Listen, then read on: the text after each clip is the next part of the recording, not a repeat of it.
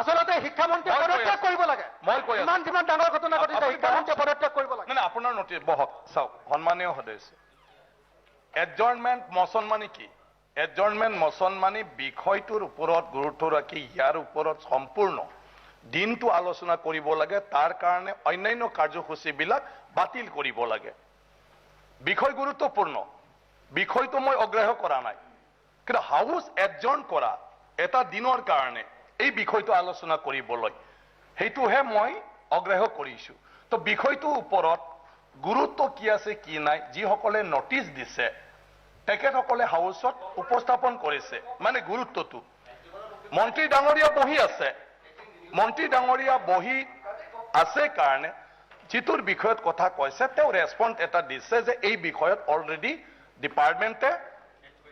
কি কৰি আছে সেইটো তেখেতে অৱগত কৰিছে তাত আপত্তি কৰিবলগীয়া কি আছে এতিয়া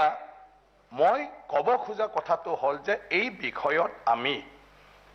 আলোচনা যদি একদম কৰিব লাগিব বুলি সব সদনে যদি হয় আমি নহয় মই কথাটো কৈছো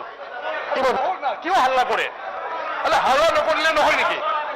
হাল্লা নকৰিলে নহয় নেকি চিঞৰিলে নহয় লাগে লাগে লাগে লাগে সব কথা চিঞৰি ক'ব লাগে নেকি ভালকে পাতিব নোৱাৰে পুৰা আলোচনা হ'ব লাগে কি আছে নহ'লে তেওঁ ডাইৰেক্ট পদত্যাগ বিষয়টো আলোচনা কৰিব নালাগে নেকি মই আলোচনা কৰক চাইকেল আলোচনা কৰক মই কোনটো কথা কৈ আছো সদন মই কোনটো কথা কৈ আছো যে আমি আলোচনা কৰক আলোচনা কৰি ফালে আমি 5 এপ্ৰিললৈকে বিধানসভা আছে যদি সকলোৱে একমতত উপনীত হ'ব পাৰে তেতিয়া কোনোবা এটা দিনটোত 0 আৱাৰ আমি অকল এটাই আনিম তাতে আমি সম্পূৰ্ণ এই বিষয়টো কথা পাতিম 30 আৰে মই স্পিকাৰে কৈ আছো অধ্যক্ষই কৈ আছো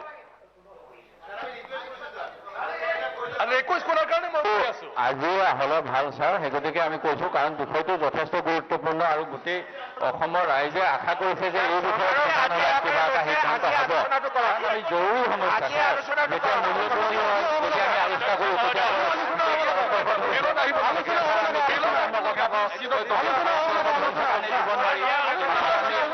সন্ত্ৰাসবাদৰ কথা গোটেই বিশ্বতে হৈছে আৰু আজি এটা অসমৰ স্পেচিফিক দিছো অসমৰ স্পেচিফিক আমি অসম বিধানসভাত কিয় আলোচনা নকৰিম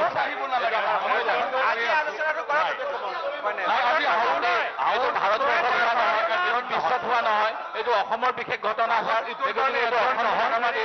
বিষয়টো বেছি গুৰুত্ব দি আলোচনা হ'বই লাগে আনিব পাৰিব আপোনালোকে 0